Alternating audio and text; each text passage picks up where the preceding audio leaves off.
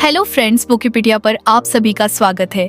आज हम बात करने वाले हैं thinking in systems by Donella Meadows book के बारे में। रात के 2 बजे थे। सुमित अपने कमरे में बैठा लैपटॉप स्क्रीन को घूर रहा था। कॉफी का कप पास में रखा ठंडा हो चुका था, लेकिन उसका दिमाग तेजी से दौड़ रहा था। आज ऑफिस में फिर वही हुआ। टीम में कोऑर्डिनेशन की कमी, हर कोई अपनी अपनी चीजों में उलझा हुआ और आखिर में प्रोजेक्ट डिले। उसे समझ नहीं आ रहा था कि प्रॉब्लम कहाँ थी। कुछ देर तक इधर उधर स्क्रॉल करने के बाद उसने अपने सामने रखी किताब उठा ली।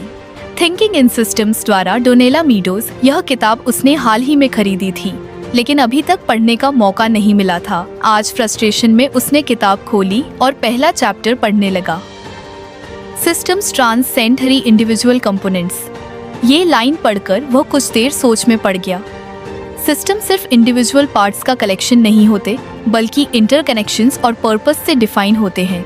मतलब अगर कोई चीज सिर्फ अपने इंडिविजुअल एलिमेंट्स पर डिपेंड करे तो वह कभी सिस्टम की तरह काम नहीं कर सकती। उसने 1 सेकंड को अपने ऑफिस के प्रोजेक्ट के बारे में सोचा। हर कोई अपना काम कर रहा था, लेकिन कोई एक दूसरे से सिंक में नहीं था। जैसे कोई फुटबॉल टीम हो जिसमें हर खिलाड़ी अपना बेस्ट देने की कोशिश कर रहा हो, लेकिन अगर स्ट्रैटेजी, कम्युनिकेशन और शेयर्ड गोल्स ना हो तो क्या वह टीम कभी जीत सकती है? सुमित को अचानक अपनी कॉलेज फुटबॉल टीम याद आ गई।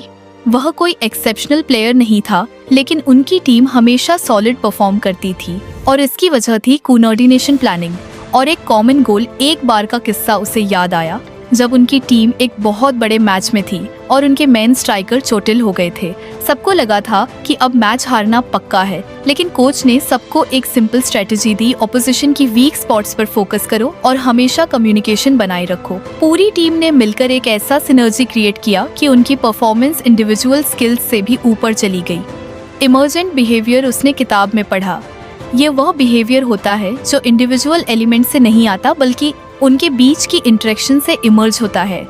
वह सोचने लगा, अगर फुटबॉल टीम सिर्फ इंडिविजुअल टैलेंट से नहीं जीत सकती तो क्या उसके ऑफिस का प्रोजेक्ट सिर्फ इंडिविजुअल एफर्ट से सक्सेसफुल हो सकता है? नहीं, उसे अपने सिस्टम को देखना होगा। Interconnections, feedback loops, relationships. Sumit उठा और व्हाइट बोर्ड की तरफ बढ़ा। उसने अपने प्रोजेक्ट के सभी की एलिमेंट्स लिखे, डेवलपमेंट, टेस्टिंग, डिजाइन, मैनेजमेंट। फिर उसने इनके बीच के कनेक्शंस ड्रा किए।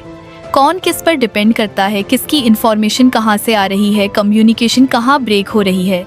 कुछ देर तक चीज को एनालाइज करने के बाद उसे एक मेजर गैप दिखा। उनकी testing team and development team के बीच कोऑर्डिनेशन बहुत कमजोर था।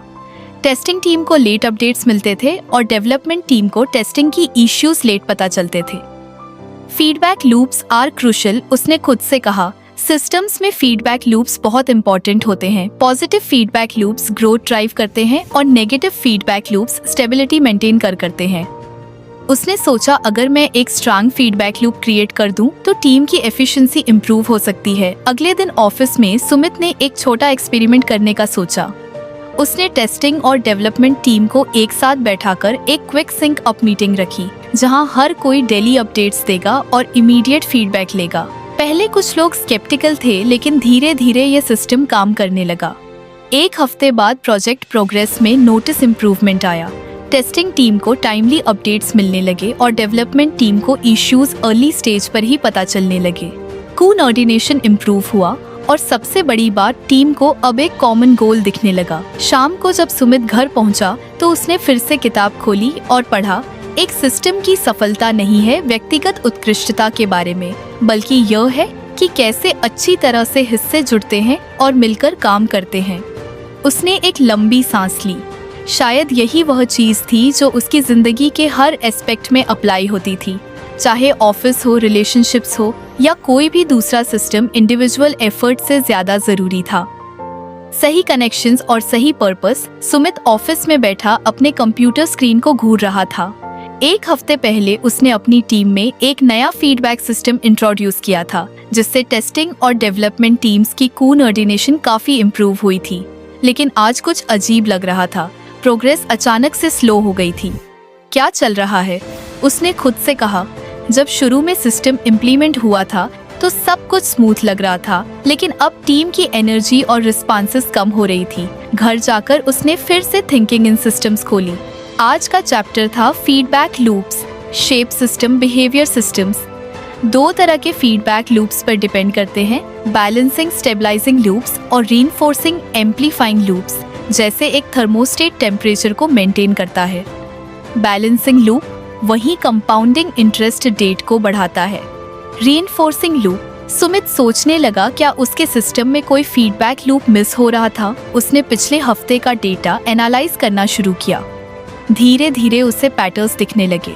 जब सिस्टम नया था तब एक्साइटमेंट हाई थी, लेकिन जैसे जैसे लोग कंफर्टेबल हुए फीडबैक देना कम हो गया।